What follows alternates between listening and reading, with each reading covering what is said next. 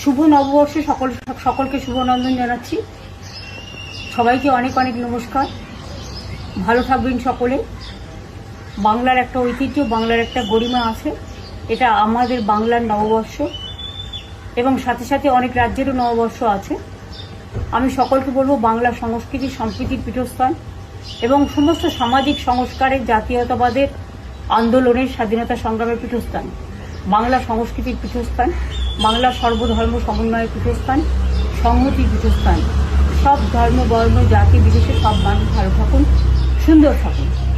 আর তৃণমূল কংগ্রেস সরকার আপনারা দেখেছেন, কেন্দ্রীয় বঞ্চনা সত্ত্বেও আমরা প্রায় 105টা সোশ্যাল স্কিম করেছি, জন্ম থেকে মৃত্যু অবধি সব মানুষের জন্য। আগামী দিনও সব মানুষ যাতে ভালো থাকে সেটা দেখাই আমাদের আসল উদ্দেশ্য। দিল্লির জমিদাররা অনেক অত্যাচার করছে, ভোট কাটছে, অনধিকার প্রয়োগ করছে এবং বিজেপি ভ্যানিশ ওয়াশিং মেশিন সব এজেন্সি দিয়ে বাংলার উপর জুলুম অত্যাচার করছে। এই অত্যাচারের বদলা নিন। আপনাদের কাছে অনুরোধ, আপনার একটা ভোট দয়া করে দিন। আমি নিজে এখান থেকে সুপ্রিম কোর্ট পর্যন্ত গিয়ে 32 লক্ষ বাদ দেওয়ার নামকে আমরা সুপ্রিম কোর্টের সাহায্যে তুলতে পেরেছি। বাদবাকিও যারা আছেন, নিশ্চয়ই আজ নয় কাল তাদের নামও কোনোভাবে উঠবে, যেহেতু ট্রিব্যুনাল চলছে।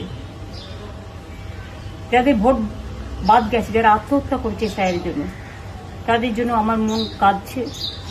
আমি জানি একটা পরিবারে 4 জন ভোট দেবে, একজন ভোট দিতে পারবে না, সেটা কেউই মেনে নিতে পারে না।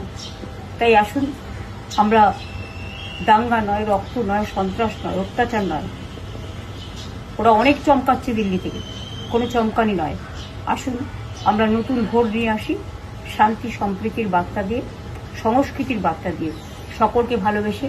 এই বাংলাকে যদি ভালো রাখতে হয় তাহলে মনে রাখবেন, গণতন্ত্রের পীঠস্থান হচ্ছে আপনার নির্বাচন, এবং নির্বাচনটা হচ্ছে, এটা হচ্ছে মানুষের একটা উৎসব, ভোটের উৎসব। সেই দিন আপনার ভোটটি দয়া করে এবার আর অন্য কোনো প্রার্থীকে দেবেন না, জোড়া ফুল চিহ্নে যে যেখানেই প্রার্থী হবে না কারণ মনে রাখবেন, 294টা কেন্দ্রে যদি আমার নেতৃত্বে সরকার চান তাহলে আমার প্রত্যেকটা প্রার্থীকে আপনারা দয়া করে কোনো উৎসব উপচারে কান না দিয়ে জোড়া ফুল চিহ্নে ভোট দেবেন। সকাল সকাল ভোট দেবেন, নিজের ভোট নিজে দেবেন, আর ভোটের অধিকার রক্ষা করবেন। জয় হিন্দ, বন্দে মাতরম, জয় বাংলা।